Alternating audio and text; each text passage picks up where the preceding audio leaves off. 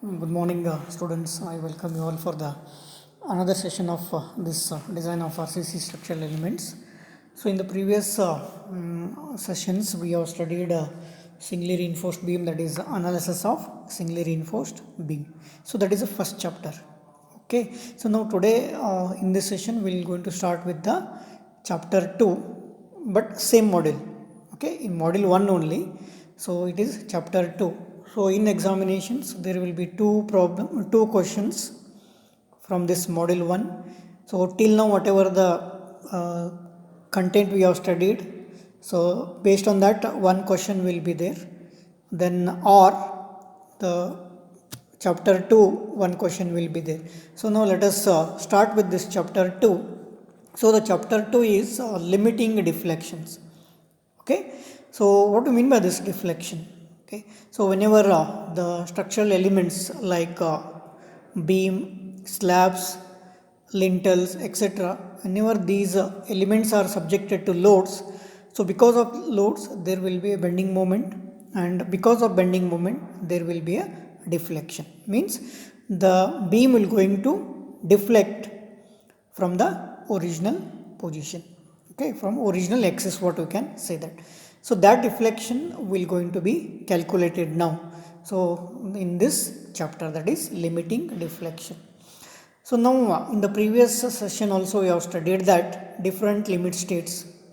Okay, and in that one is a limit state of serviceability.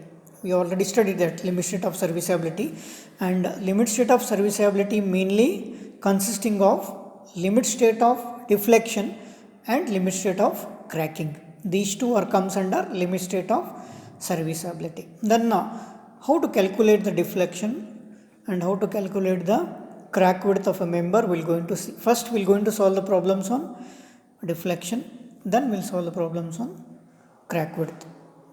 Okay, so now even if you see the code, that is IS 456 2000 code, also will give some important points on the deflection. So deflection in reinforced concrete members may be divided into following two types. So whenever we talk about the deflection, so deflection will be combination of two things, two types of deflection. That is, one is short term deflections and second one is long term deflections. So when you add these two, short term deflection plus long term deflection, then you will going to get the total deflection of the member. Okay, so it will be divided into two types of deflections, that is short term deflections and long term deflections. So let us see what is the difference between this short term deflection and long term deflection. Now, short term deflections are due to the elastic deformation which occur immediately after the member is loaded. This is important. Okay, so whatever the deflection we are going to observe immediately after the load is applied to the member. For example, if you consider the beam, okay, as soon as the beam is casted and it will be cured for 28 days. Okay, so after that, then the beam is put into use, the loads will going to come on the beam. So because of this load, there will be a small deflection. Okay, so immediately after the load comes on the beam, whatever the deflection is observed is known as short term deflection, and it will remain short. Okay, so no doubt it will going to increase as the age of the member increases. Okay, but immediately after the load comes on the beam, whatever the measurement is there for the deflection, that is called as short term deflection. Okay, so that is short term deflection, but the deflection in the member goes on increasing. Okay, as the load comes, it will start increasing the deflection will goes on increasing with the life. Okay, as the life increases, life of the structure increases, right, then deflection will going to be increased. And because of this increase, because of what? Due to creep and shrinkage. Initial deflection will be because of loads, right, but after that whatever the deflection occurs, it is because of creep and shrinkage. So whenever the temperature variation will be there, okay, expansion and contraction will going to takes place. So because of this expansion and contraction, the deformation takes place. So this deformation is called as long-term deflection. Long-term deflection. So total deflection of the member is addition of what? Short-term deflection and long-term deflection. So even if you refer IS 456 2000 code book, it also refers what is the limit for deflection. Final deflection, okay, final deflection from cast level means as soon as after casting the beam till the final, okay, so that is final deflection will be, should not be greater than, okay, the final deflection should not be greater than span divided by 250. So the limit for deflection is, final deflection from cast level is, should not be greater than span divided by 250. Okay, then second, final deflection due to partition walls and finishes. Okay, so this final deflection should not be greater than span divided by 350 or 20 mm. Out of these two, whichever is less, that will be the limit for deflection. Okay, so please remember these two things. Now how to calculate the deflection? That is a theoretical method. Okay, so using the formulas and all that, we are going to calculate the deflection of a singly reinforced beam. Okay, singly reinforced beam. So that method is called as theoretical method. The total deflection is the sum of short-term deflection and long-term deflection due to sustained load, means continuous load. Due to continuous load, whatever the deflection you will going to get, it is a combination of short-term deflection and long-term deflection. If you add these two, we will get the total deflection. So these values, that is a short-term deflection and long-term deflection, can be determined using theoretical method. Okay, so first we'll see what is a short-term deflection and how this short-term deflection will be calculated. Short-term deflection is calculated treating RC members, that is reinforced concrete members, as elastic members. Okay, so in short-term deflection calculation, what we are going to consider? We will consider the member as a elastic member. What do you mean by elastic member? So elastic members are those, so after removal of load, right, the member will going to regain its original size and shape. Okay, so when you remove the loads, it will going to get its original size and shape. So such members are called as elastic members. Okay, in the initial stages, what we are going to consider? These RC members are elastic members. Okay, we already studied various methods of finding deflections in beam in the subjects strength of materials and analysis of determinate structures. So recall your two subjects, that is strength of materials and analysis of determinate structures, that is ADS. So in these two subjects, we already calculated the deflection of members using various methods. That is in some strength of materials also we have studied that Maclaus's method, double integration method. Okay, and then in ADS we have found out that deflection of members using moment area method, conjugate beam method, strain energy method. So all these are the methods we have used to find out the deflection. So maximum deflection in some of the standard cases. Let us recall this table. Already we have studied this. So right. So please go through this table. It is important. So we'll make a tabular column like this. Serial number. Then what is the case description. Then sketch. Then what is the maximum deflection. So this table will give maximum deflection of a beam. Okay, there are two types of beams. One is cantilever beam and another is simply supported beam. So let us take one by one. First, cantilever beam with point load at free end. So this is the cantilever which is fixed at one end and free at the other end. This is cantilever beam which is subjected to point load. Now this is capital W. Point load is indicated as capital W. Okay. So for this, what is the maximum deflection when the load comes on this beam? So this is fixed here now. Okay. So when you draw the bending action of this beam, the beam will going to bend like this. Okay.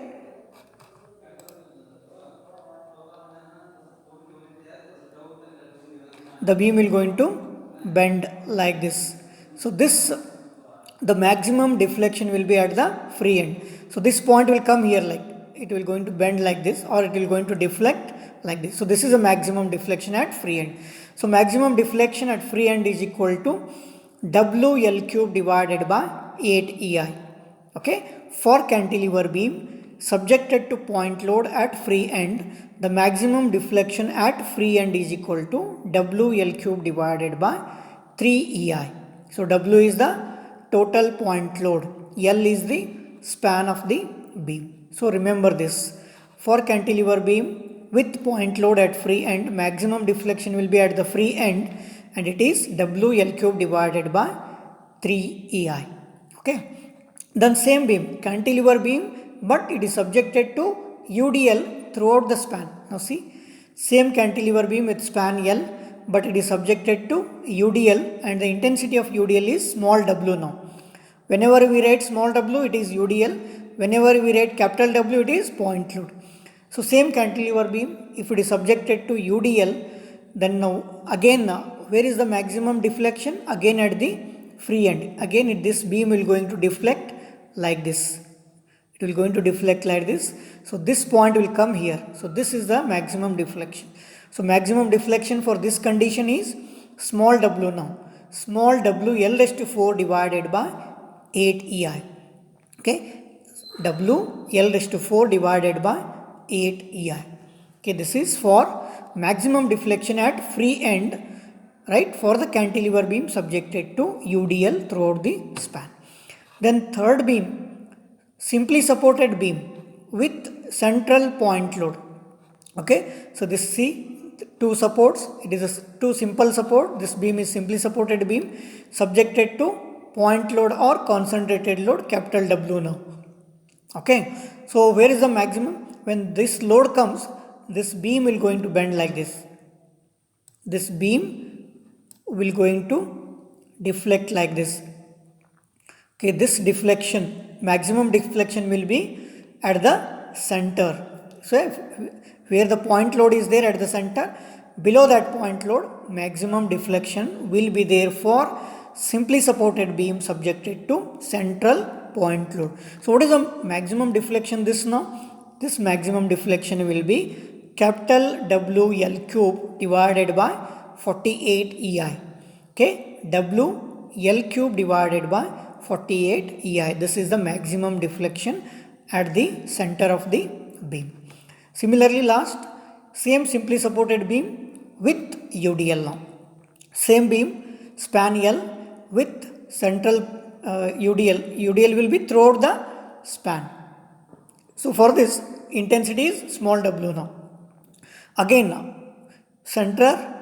at the center of the beam, deflection will be maximum. Again, this beam will going to deflect like this. Okay, because of this downward load. So this will be thus at the center, beam will going to deflect maximum, and this maximum deflection is 5 small w L raised to 4 divided by 384 EI. So remember, sketch and what will be the maximum deflection. So one point observed here in all these 4 cases, whenever the point load comes, okay, whenever the point load comes, it is capital W and L cube. Capital W, L cube divided by, this will be 3i for cantilever. Okay, with point load it is divided by 3i. Top W, L cube, span cube. The same beam, suppose if it is UDL, now here small w will come in place of capital W, it is small w. Okay, then it is L raised to 4. If UDL comes, it is L raised to 4. If point load comes, it is L raised to 3. So this is small w L raised to 4 divided by ATI, divided by 3i here, divided by ATI. Now simply supported beam. Now point load. Okay, if point load comes, it is W L cube, same like this, W L cube divided by, but here 48 EI.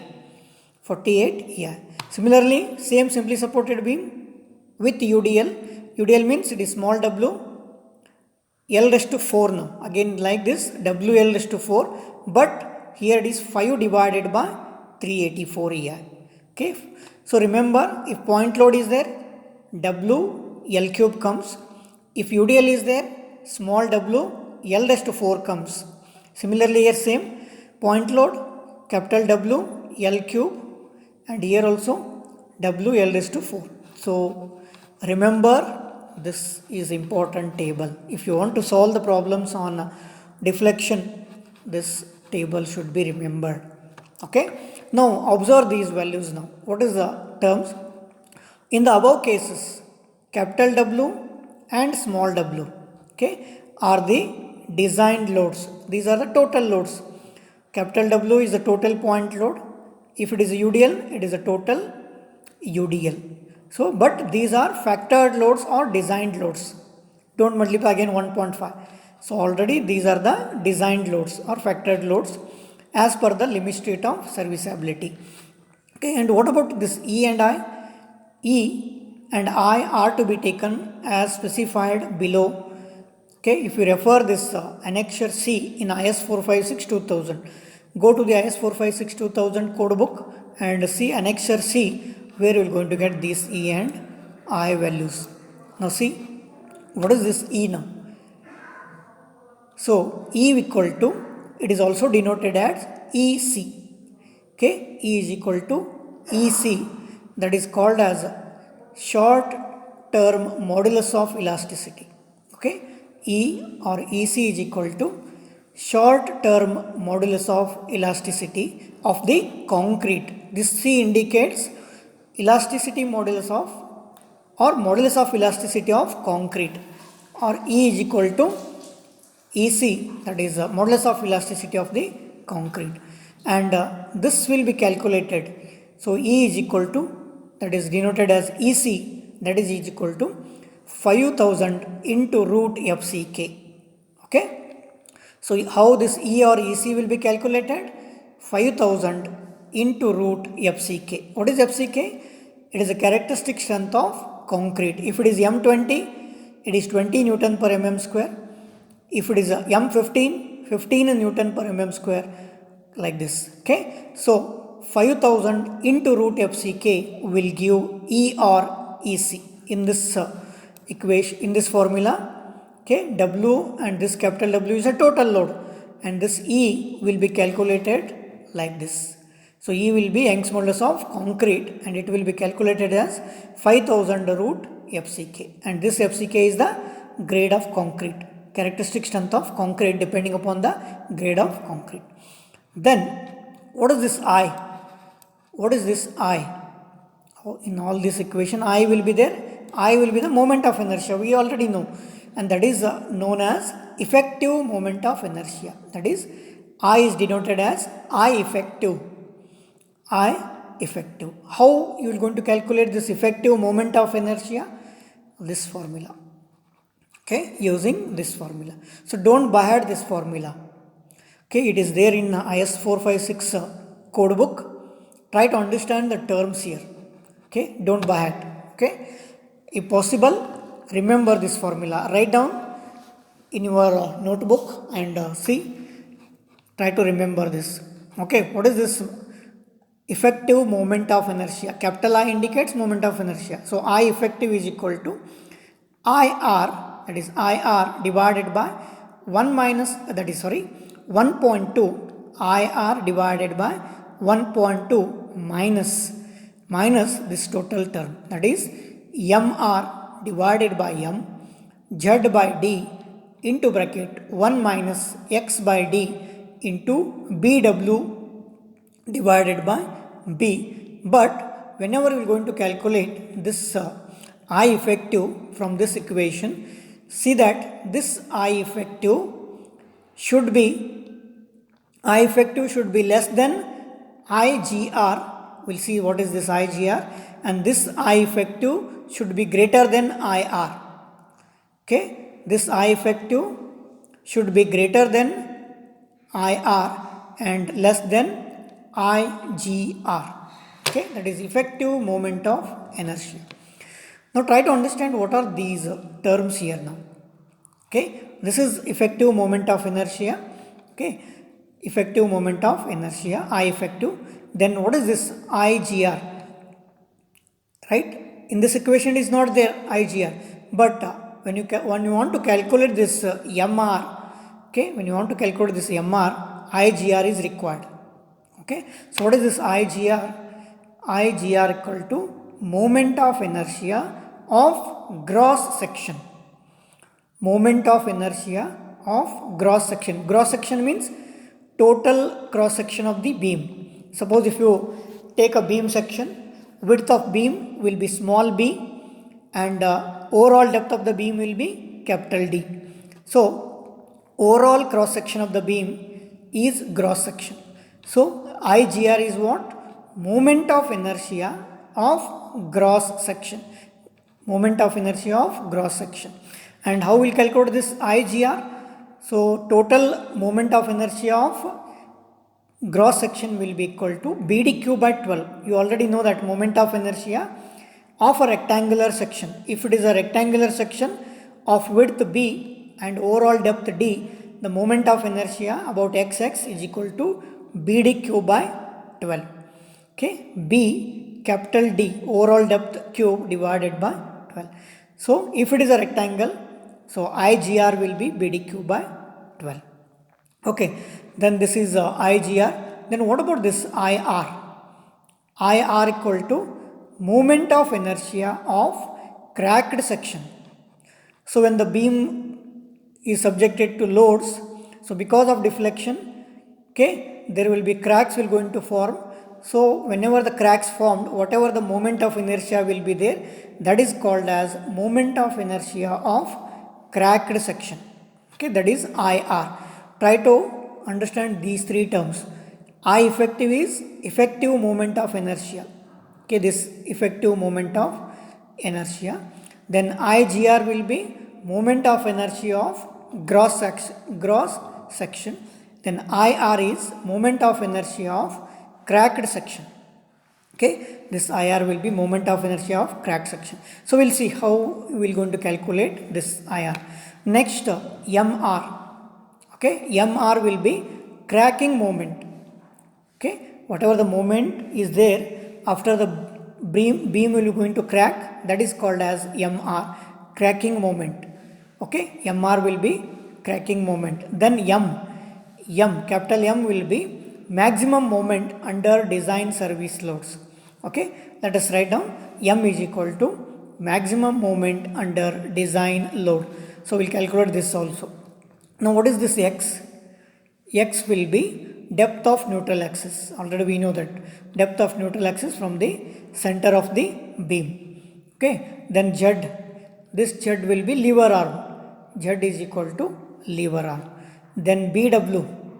This BW will be breadth of the web for T beams.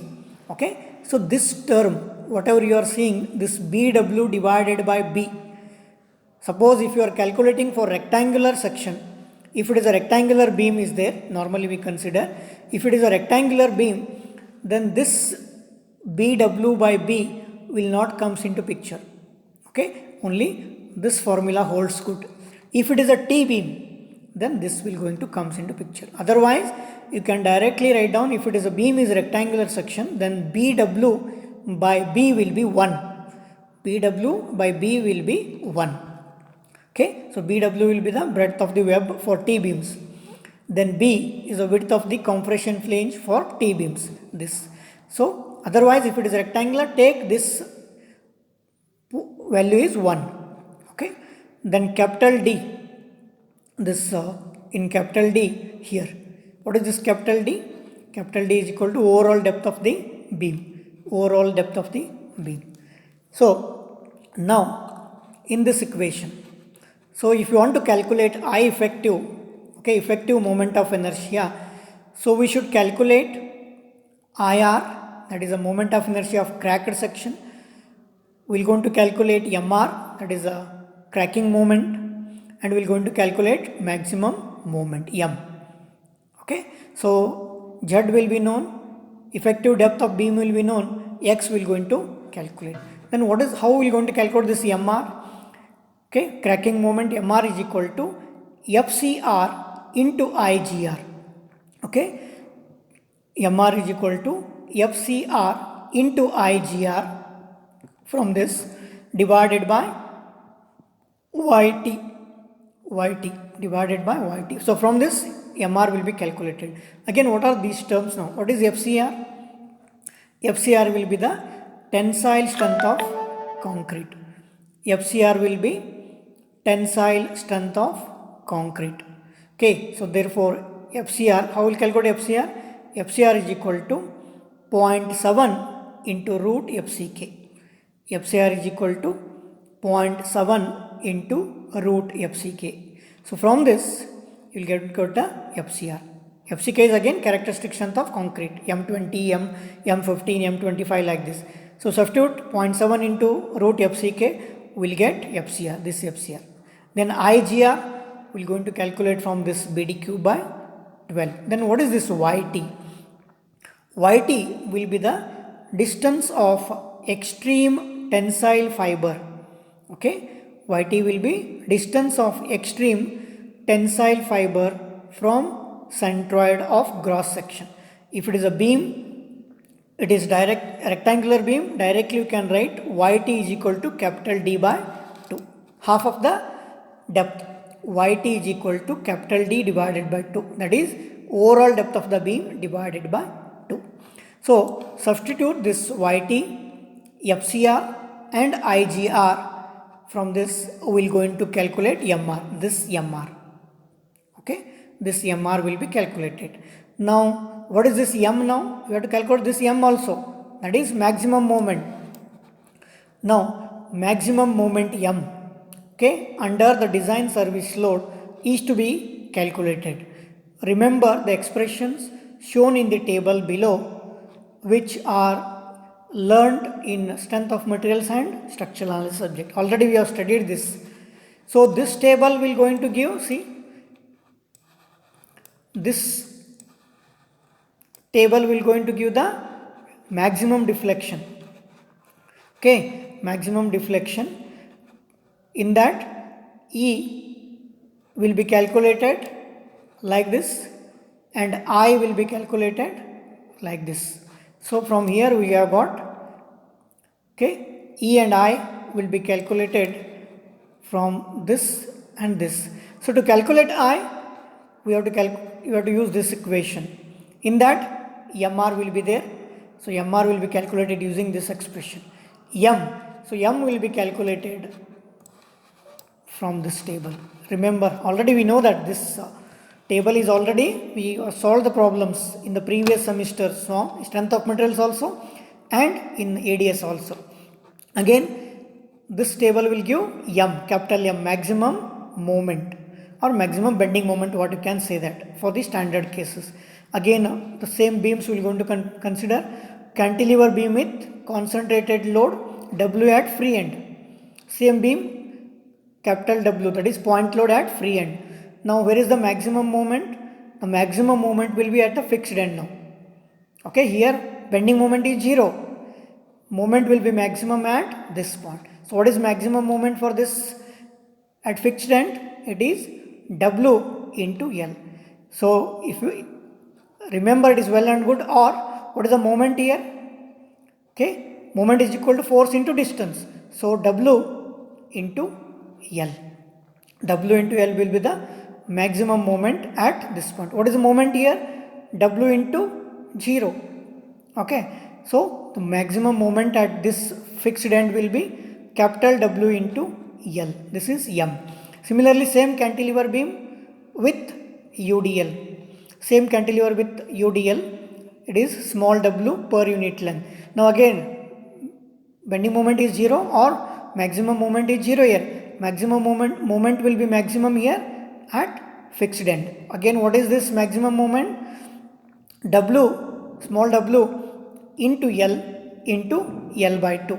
So that will give W, small w, L square by 2. WL square by 2 will be the maximum moment for cantilever beam subjected to UDL. Then third one is simply supported beam with central point load. Okay, simply supported beam with central point load W, capital W. So again, maximum moment will be 0 here, moment will be 0, then the maximum bending moment will be at the center, and this will be W L raised by 4. W, capital W, L by 4. This is maximum bending moment at the center due to central point load for the simply supported beam. Then similarly, simply supported beam with UDL throughout the span. So maximum bending moment at the center now, again it is WL square by 8. So remember these 4 values.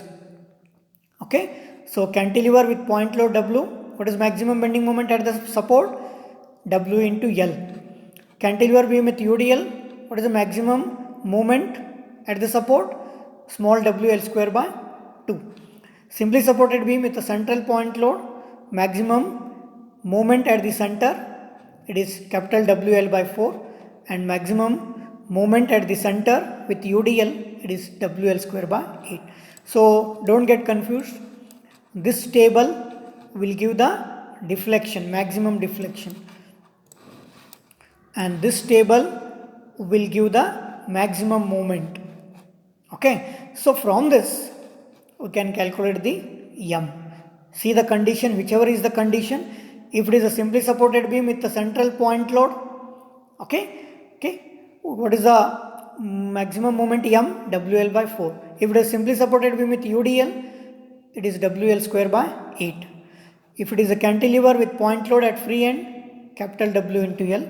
If it is a UDL, cantilever with UDL, it is WL square by 2. So from this, we are going to get in this equation, MR will be calculated like this. M will be calculated from this any one condition. Okay. So we have calculated MR, we have calculated M, right? Z is a lever arm, already we know that. D minus 0.42 XU will be the lever arm. Then D is the effective depth. X we are going to calculate. Okay. Now what is remaining? IR and X. What is IR? IR is the moment of inertia of cracked section. Okay. It is effective moment of inertia of effective section is equal to IR, that is moment of inertia of cracked section, divided by this. MR is cracking moment. From this you will going to calculate M. From this we will going to calculate M. Right. Now what is Z is lever arm. Already we know that D minus small d minus 0.42 XU or X, then X. So first find out X value. Now remaining is IR and X. So how to calculate IR and X we are going to see in the next session. I hope you understood this. So 2 tables are important here. This table and this table. One table gives maximum deflection, another table gives maximum moment M. Okay. So from this equation we are going to calculate the I effective, but let us calculate this IR and this X in the next session. So thank you very much for attending this session. If you have any doubts are there, please clarify your doubts. Okay. So we'll come up with the next things, that is calculation of IR and this X in the next session. So thank you very much for attending this class. Thank you.